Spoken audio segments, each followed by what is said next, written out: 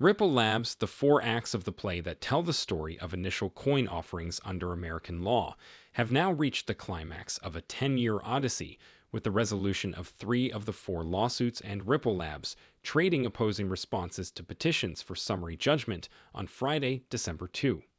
In this video, we'll look at the possibility of an XRP ICO and see if it can enhance the currency's valuation. But first, let me tell you the narrative again. Continue reading to the end to find out more. If this sounds like something you'd be interested in, make sure to watch this new video right now. Hello and welcome to our channel, where we discuss the newest XRP news and the cryptocurrency world in general. If you are watching one of our videos for the first time, we will gladly offer you a special greeting. We encourage you to enable notifications so you never miss any video. We are pleased to announce that this channel is hosting a 200 XRP giveaway. To be eligible to participate, simply subscribe to the channel, like this video, and comment with the hashtag XRP.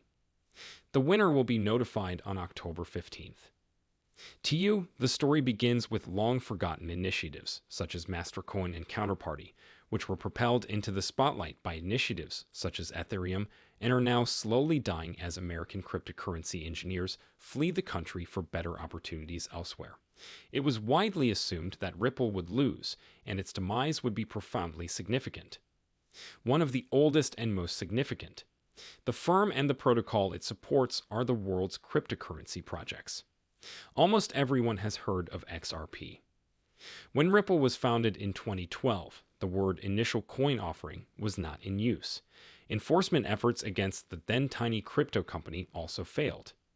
To put things in perspective, the Securities and Exchange Commission (SEC) would wait until November 2018 to announce its first settlement with the AirFox and Pear Pistol ICOs for the alleged registration breach.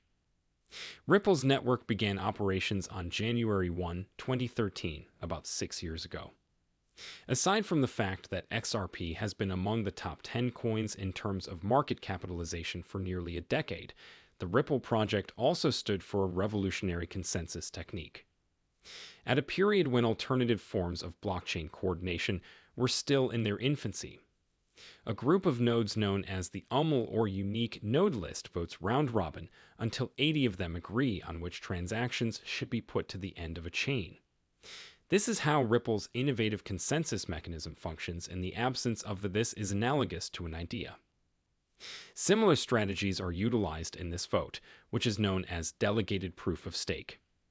Tendermint or Cosmos procedure, but without a UNL and with significantly greater decentralization. The network benefits from this round-robin technique. Ripple advocates claim that it is more really decentralized and requires a greater level of faith, while opponents argue that it is less truly decentralized and requires a higher level of confidence. Fortunately, Ripple's legal difficulties are mainly related to the tokens. Ripple Labs, or its predecessor OpenCoin organization on Genesis, developed the system's 100 billion XRP tokens. These tokens were then distributed to the company and its founding officers before being sold on larger cryptocurrency marketplaces to fund Ripple Labs' operations. There is currently a heated debate concerning whether tokens are sold in this manner securities qualified. There were cryptocurrencies on one side.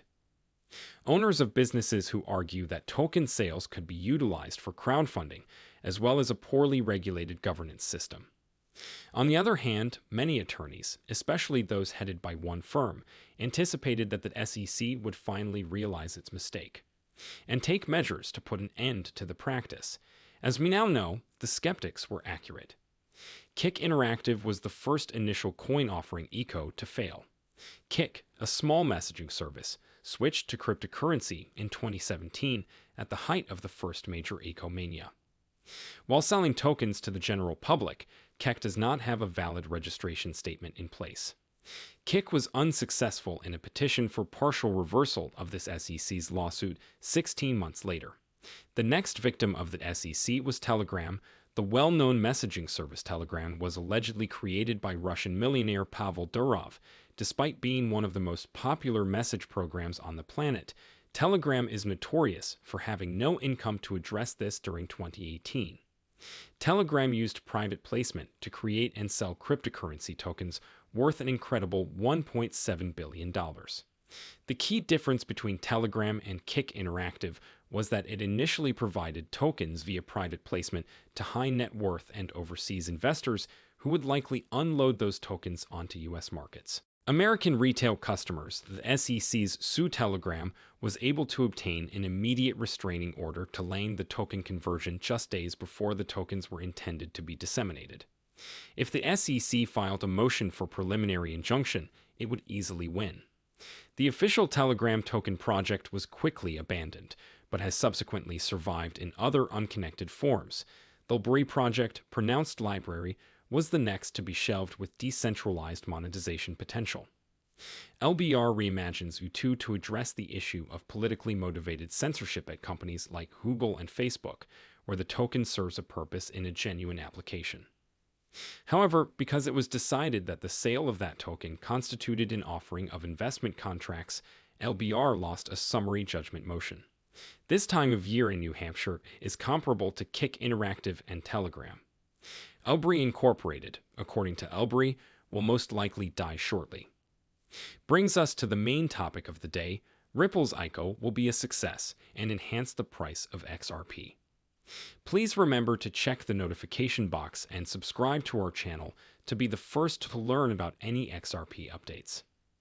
According to the SEC, Ripple raised $1.3 billion by selling XRP, a sort of investment contract, between 2013 and 2020. On December 2, a judge in the Southern District of New York will rule on the legitimacy of a token project for the second time, and the SEC and Ripple will trade opposing motions in what should be the last guns fired, or at least among the last rounds fired.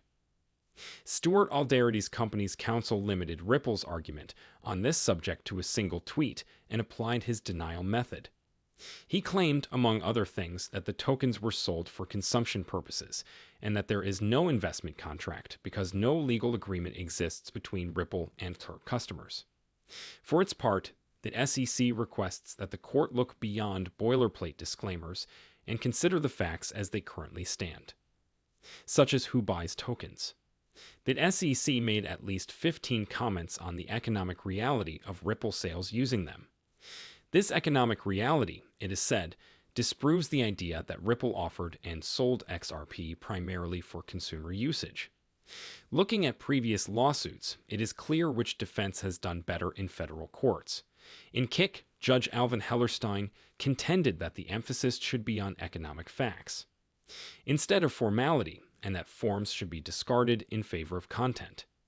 At the end of its reply brief to Ripple and the court, the SEC claimed that the federal securities law registration structure did not apply to industry control behavior to protect the investment.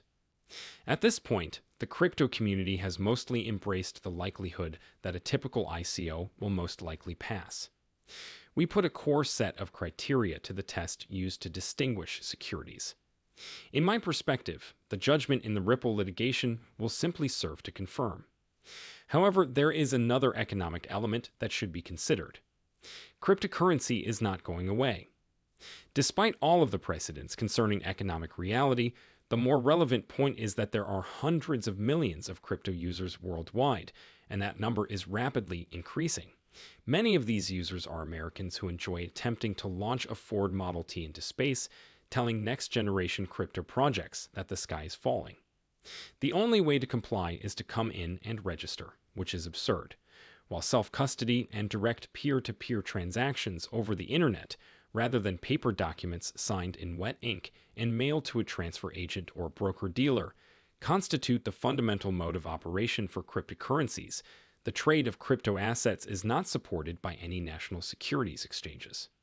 Despite repeated petitions and substantial market demand, the SEC will even permit the establishment of a regulated exchange trading fund. It is clear that a large portion of investors do not want what the SEC is giving and instead prefer the opposition, millions of digital natives. Every day, use trustless smart contracts. They award and purchase assets such as fractional royalty cash flows, loans, and other financial goods on portable supercomputers the size of a chocolate bar. They will soon be able to do this quickly from anywhere in the world and with anyone in the world, thanks to artificial intelligence, and the power of superhumans will be practically at their fingertips. As a result, investors will be successful. Ripple's ICO raises the value of SERP. Right now, it appears doubtful that Ripple will have a successful ICO, but you never know. The price of XRP will likely be affected by Ripple's initial public offering. This video has come to an end. Please like and subscribe if you found it enjoyable. I find that the YouTube algorithm is quite helpful. Spread the word about this video to as many people as possible. Let us disseminate the word far and wide.